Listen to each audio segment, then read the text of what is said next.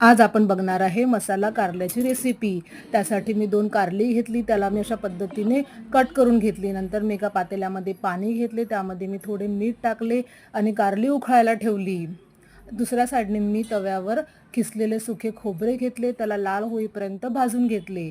नंतर मी त्याला एका मिक्सरच्या भांड्यामध्ये काढले, त्यामध्ये मी लसूण टाकला आणि 2 ते 3 चमचे भाजलेल्या शेंगदाण्याचा कूट टाकला। बघा अशा पद्धतीने। नंतर मी त्यामध्ये बाकीचे सुके मसाले टाकणार आहे। बघा आता मी त्यामध्ये जिरं, हळद, तिखट, धनापूड, थोडासा गरम मसाला, चवीनुसार मीठ आणि साखर टाकून मिक्सरमधून त्याला बारीक फिरवून घेणार आहे।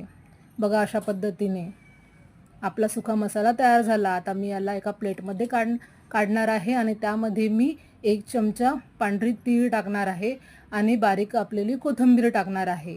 आता मी याला हाताने व्यवस्थित मिक्स करून घेणार आहे। बघा अशा पद्धतीने। नंतर मी याचे 2 भाग केले, एक भाग मी उकडलेल्या कारल्यामध्ये अशा पद्धतीने भरणार आहे।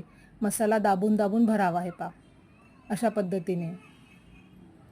कुणाकुणाला कारल्याची भाजी आवडते, ज्यांना नसेल आवडत त्यांनी अशा पद्धतीने करून पहा, तुम्हाला नक्की आवडणार आहे। एकदा नक्की ट्राय करा आणि मला कमेंट करून सांगा तुम्हाला ही भाजी कशी वाटली। बघा आपला मसाला कारल्यामध्ये भरला गेला आहे। बघा अशा पद्धतीने। आता मी पॅनमध्ये तेल घेतले, त्याला मी गरम झाल्यानंतर त्यामध्ये मी मोहरी टाकणार आहे आणि आपण जो मसाला भरलेली कारली आहे ती सोडणार आहे। बघा अशा पद्धतीने।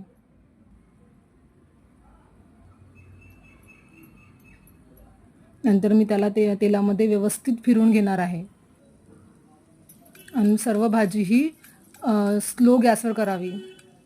बघा अशा पद्धतीने। आता मी यामध्ये उरलेला बाकीचा मसाला टाकणार आहे। आता याला पण मी व्यवस्थित मिक्स करून घेणार आहे आणि तेल सुटोपर्यंत शिजवून घेणार आहे। नंतर मी त्यामध्ये थोडंसं पाणी घातलं आहे। बघा आता आपली कारली बरोबर त्या मसाल्याला मिक्स होईल मसाल्यासोबत। बघा छान तेल सुटलं आहे, त्यामध्ये मी कोथिंबीर टाकली आणि भाकरीसोबत सर्व केली। एकदा ही रेसिपी नक्की ट्राय करून बघा। भेटू नेक्स्ट व्हिडिओमध्ये। Bye bye.